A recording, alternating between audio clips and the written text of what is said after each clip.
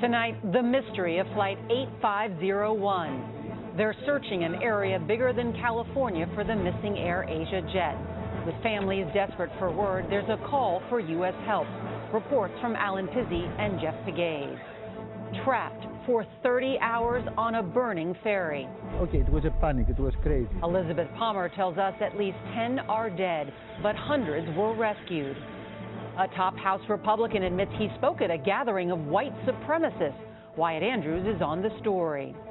And these three right here, I'm not happy with. Seth Doane with butlers in training in a place you wouldn't expect.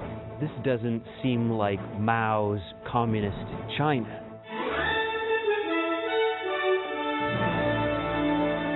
This is the CBS Evening News with Scott Pelley. Good evening. Scott is off. I'm Norah O'Donnell. Tonight, the search is expanding for a missing Air Asia flight.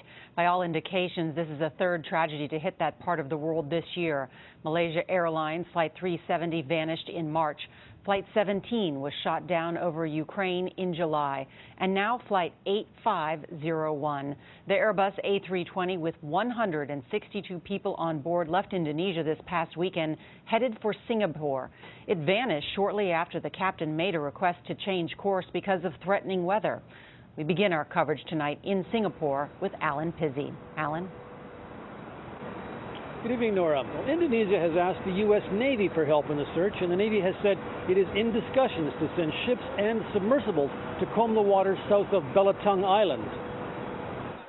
Anxious relatives huddled together for comfort and checked the list of the missing. Days after the aircraft disappeared in the Java Sea, hope is all they have. One woman wandered around looking stunned, holding a photograph of a family of 5 who were all on board. The captain's 22-year-old daughter Angela issued a heartfelt plea, "Papa, come home. I still need you. Papa, please come home." AirAsia Captain Irianto had more than 20,000 flying hours, and the plane had passed its safety check last month. The aerial search for the twin-engined airliner was called off when darkness fell. The oil slicks and floating debris spotted by searchers today were ruled unrelated to the missing aircraft. At least 30 ships, along with local fishing boats, are searching an area that is already the size of California. The head of Indonesia's search and rescue operation said he believed the plane was most likely at the bottom of the sea. AirAsia's CEO Tony Fernandez said it was pointless to speculate on what might have gone wrong. There's a deep sense of depression here, but we'll stay strong. And our first priority now is to look after the families. But there have been few details about what might have happened, and relatives are increasingly frustrated as they wait in vain for any news. As the search resumes today, the area will be widened, and the director of Indonesia's search and rescue operation said that they will send teams out as soon as weather permits to check on reports of smoke coming from an island in the search area. Nora? All right, Alan Pizzi, thank you. So tonight the question remains, what went wrong? Transportation correspondent Jeff Pegues has been piecing together the final moments of the flight. AirAsia Flight 8501 asked for permission to climb when the plane encountered bad weather over the Java Sea. The request was made at 6:12 a.m. while the plane was flying at 32,000 feet. The pilot wanted to go to 38,000 feet. But an Indonesian transport official said that request was denied because of traffic. At 6:24 a.m., AirAsia said radar contact was lost. Mark Rosenker is the former chairman of the National Transportation Safety Board. How often is weather a factor in plane crashes? Weather can be a serious factor, but it is never the single cause of what ultimately created the accident. Accidents are always a chain of events. In addition to weather, investigators will also look at airspeed. Was the plane going too slow? Mechanical failure, and how the pilots may have reacted to an emergency on board. The airline said the captain had more than 6,000 hours flying the Airbus A320. The co-pilot had 2,200 hours of flying experience with the airline, and AirAsia itself has a good safety record. The search for AirAsia 8501 comes 9 months after Malaysia Air Flight 370 dropped off radar with 239 people on board. Investigators believe that plane was deliberately turned off course and ended up in the vast and deep southern Indian Ocean off the coast of Australia. The search so far for the Air Asia flight has been focused on areas around the Java Sea, where the waters aren't as deep, around 150 feet.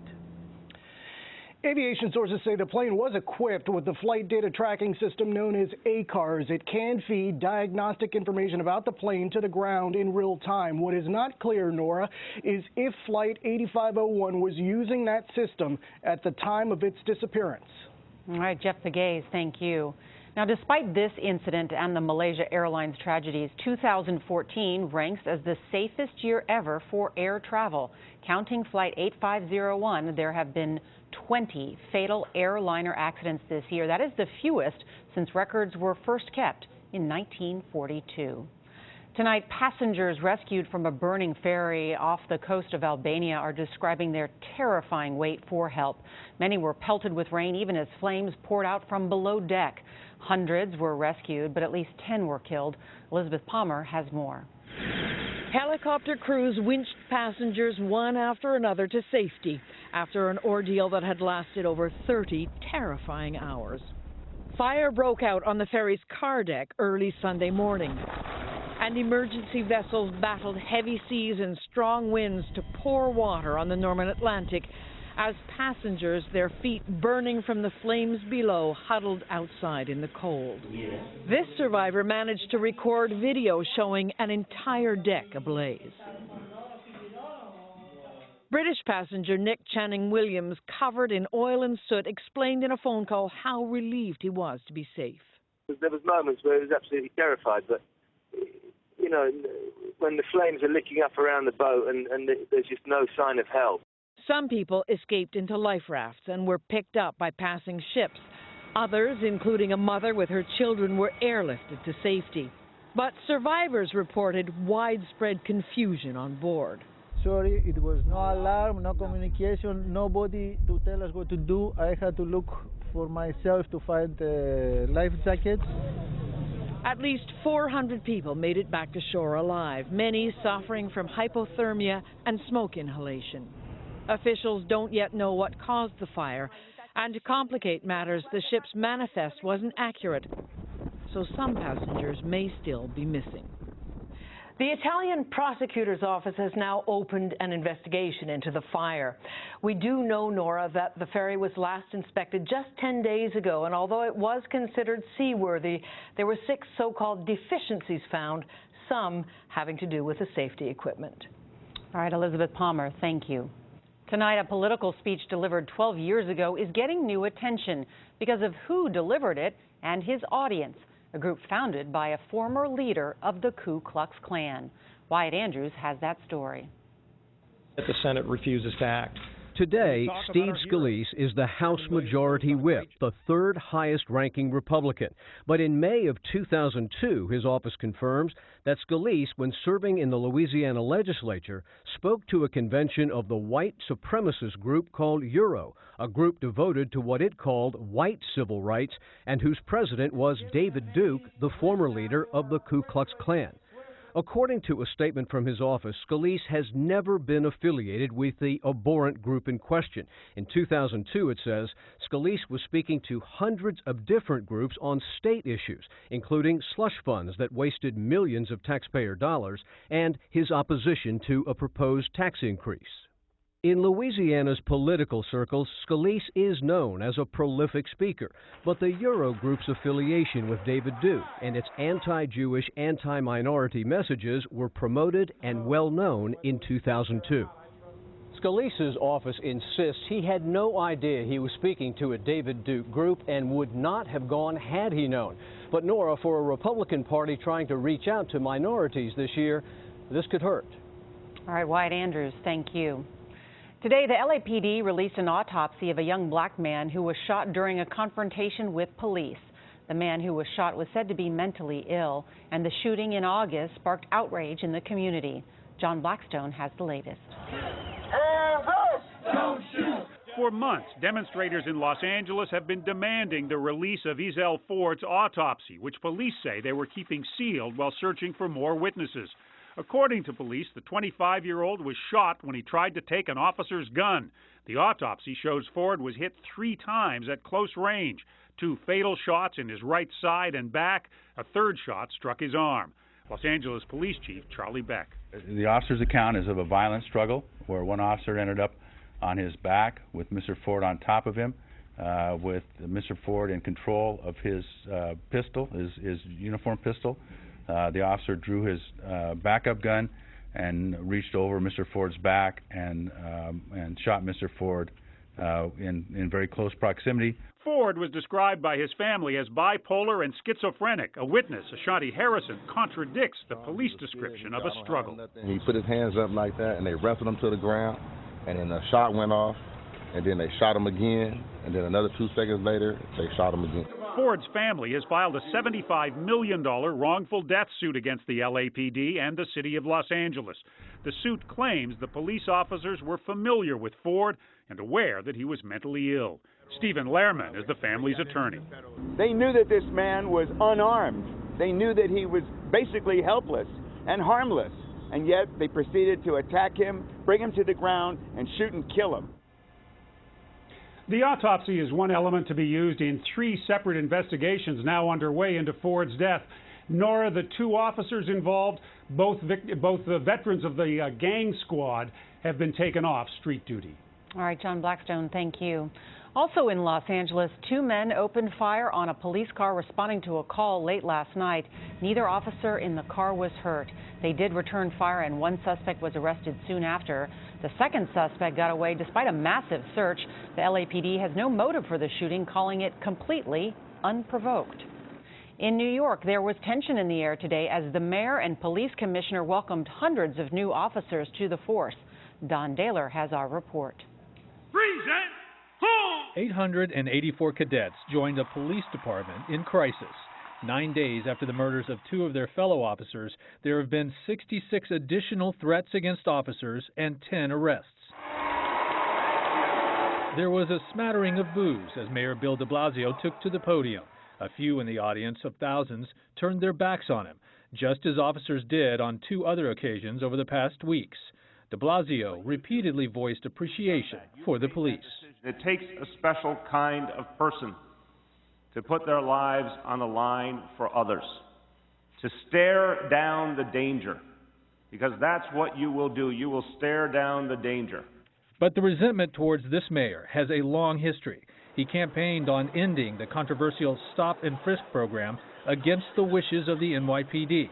He called the grand jury's decision not to indict an officer in the death of an unarmed Staten Island man astonishing, and publicly stated he worries about the safety of his biracial son in dealings with police. Brooklyn Borough President Eric Adams is a former cop. Everyone needs to take a step back, utilize this opportunity of our 2 slain officers, and build around ensuring that all lives matter. The rift has cast Police Commissioner Bill Bratton in the role of peacemaker between his rank and file and his boss. We resolve our differences, but even while we do that, we will keep this city safe. Both the mayor and the police unions, some of which are in difficult contract negotiations with the city, tell us they will not comment until after the funeral of Officer Wenjin Liu. Nora, that funeral is scheduled for Sunday. All right, Don Daler, thank you. And tonight, officials in Castle Hills, Texas, near San Antonio, are said to be working feverishly to account for 80 residents after fire swept through a senior citizen's home. 5 people were killed in yesterday's fire. 17 others were sent to hospitals. City officials say it is possible that many of those missing were with family for the holidays. No word yet on what caused the fire.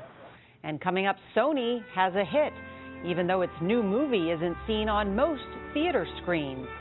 And make room for the Commander-in-Chief, why a bride and groom had to change their wedding plans, when the CBS Evening News continues.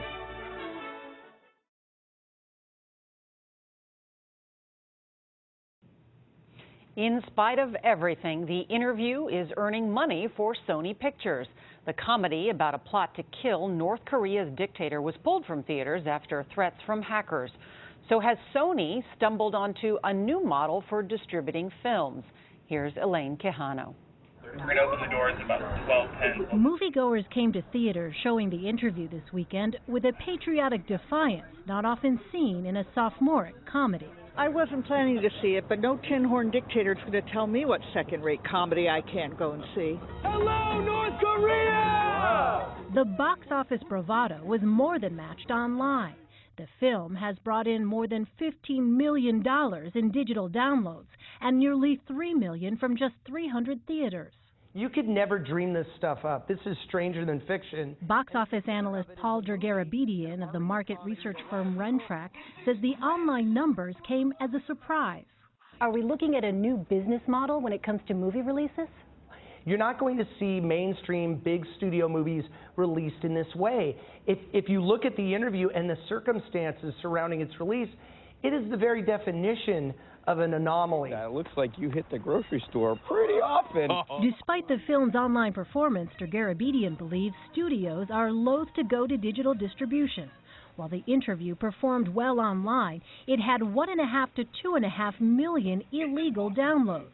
While the interview's $18 million take was seen as a success, it paled in comparison to this week's box office winner, The Hobbit, which grossed $41 million. It's a lesson not lost on studios. You're going to spend a couple $100 million on a movie and its marketing. You have to have that theatrical experience.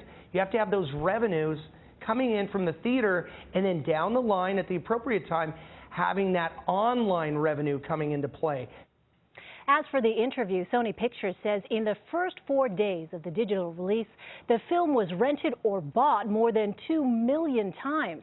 Sony says that makes it the studio's #1 online movie, Nora, of all time. All right, Elaine Cajano, thank you. And they call this Black Monday in the NFL, and it lived up to its name. That's next.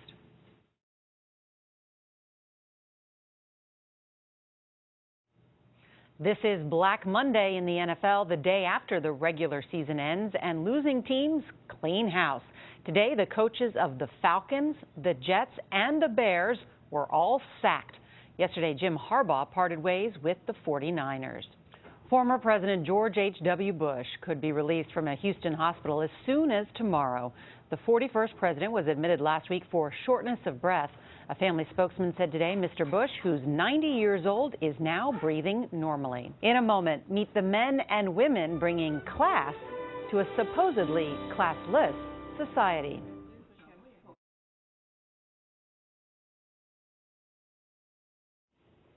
Finally tonight, with a booming economy, these are the days of wine and roses in China, at least for a privileged few.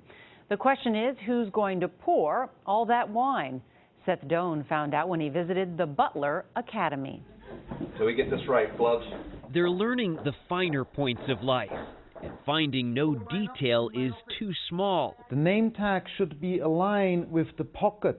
At this boot camp for butlers. What are the most challenging things to teach? Etiquette, table service? Yes, and yes. Table service, etiquette. It's just culturally we're different. Polish those glasses. I need them on the table now. Chengdu is a long way from Cleveland, where Christopher Noble grew up. Go, guys. Come on, hurry up. Now he's teaching at the International Butler Academy of China. It's the demand because of the influence of the West that's coming here to China. They want the Western service. It's easier to teach a Chinese the trade of a butler than to train a butler in Mandarin or Cantonese. After the amuse-bouche, we are going to serve a corn soup. Thomas Kaufman from Switzerland is in charge of this 6-week, often 14-hour-a-day program. These aren't right. This day culminates in a formal dinner for friends of real estate mogul Tsai Ling-yu. She's bankrolling the academy and popped by early to check on the preparations. This doesn't seem like Mao's communist China. China has developed rapidly, and the demand for service is getting stronger, she says. We're not negating Chairman Mao, but we need to keep the good part and remove the bad parts of his views. Is that not polished? As dinner time approaches, tensions rise. Are you kidding me? Simon, a 25-year-old butler-to-be, says Western dining may be elegant, but he'd feel uncomfortable at a table like this. For us Chinese, all it takes is a pair of chopsticks, she says. For Western, you've got the knife, the fork. It just doesn't seem casual. How's dinner going? Overall, it's going okay. There's been a couple hiccups. What were the hiccups? Generally on the guest part. We saw the carefully measured mise en place cast aside to make room for cell phones, and more than a few texts were sent from the table. It seems lessons in etiquette may be needed by more than just the butlers. Seth Doan, CBS News, Chengdu, China. What an interesting look. And that is the CBS Evening News. For Scott Pelley, I'm Nora O'Donnell, and I'll see you tomorrow on CBS This Morning. Good night.